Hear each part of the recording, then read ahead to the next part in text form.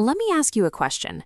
When you're in a conversation, are you actually listening to the other person, or are you just waiting for your turn to speak? The playwright George Bernard Shaw summed up this problem perfectly. He said, "The single biggest problem with communication is the illusion it has taken place." Most of us are taught a very specific physical definition of good listening.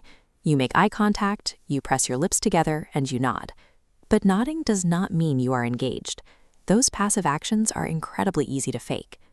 When someone is sharing something complex, vulnerable, or emotional, they are highly skeptical of your silence. Their internal monologue is active.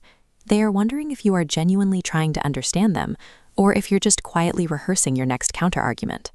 In high-stakes environments, sitting quietly fails to create psychological safety. To get someone to open up, you cannot just passively hear them. You have to actively prove that you have absorbed their reality.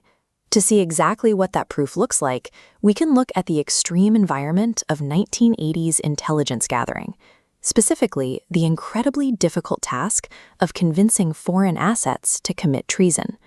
A CIA case officer named Jim Lawler was struggling with this exact assignment.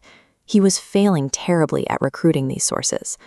Lawler was relying on standard persuasion tactics. He was pitching, he was presenting facts, and he was using passive listening to wait for his moment to strike. His results only changed when he had a realization. He stopped trying to sell his ideas. Instead, he learned how to demonstrate to his targets that he had completely absorbed their deepest, most private anxieties. That behavioral shift created profound connection. Building absolute, unshakable trust requires you to completely abandon standard persuasion. You have to replace it with an active, behavioral sequence that proves you understand. That exact sequence used by master communicators is called looping for understanding. It is a 3-step cycle designed to prove comprehension. Step 1 is to ask a genuine question. You draw the speaker out by focusing on their values and experiences, inviting them to elaborate beyond superficial facts. Step 2 is to summarize what you just heard. Once they finish speaking, you do not launch into your own opinion. You distill their thoughts into your own words to prove you are working hard to see their exact perspective. Step 3 is the calibration check. You explicitly ask them to confirm your summary by asking, "Did I get that right?" or "Is that how you feel?" There is a strict rule to this framework. You must repeat this entire 3-step loop until the other person explicitly agrees that you completely understand them. This cycle does the heavy lifting for you. It eliminates the illusion of insight because it forces you to do the explicit verbal work of comprehension. That effort generates immediate relational gravity. When you execute this loop, you intentionally shift the conversational power dynamic. You are actively handing control of the interaction over to the other person. This specific behavioral trigger shows them that you are not there to win an argument.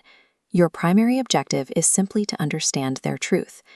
That realization creates a biological consequence. It initiates deep brainwave synchronization between you and the speaker, a state neurologists refer to as predictive neural coupling. By mastering this technique, you remove the guesswork from your communication. You stop wondering if your message is landing, and you build unshakable conversational mastery that can de-escalate incredibly defensive minds. But there is a catch. What happens when the tension is so high that the other person is hostile before you even speak? In our next video, we move to the vibe pillar and a deep dive called Taming the Amygdala. We will explore exactly how to manage your own biology so you can keep the emotional climate calm in hot, aggressive rooms. See you there.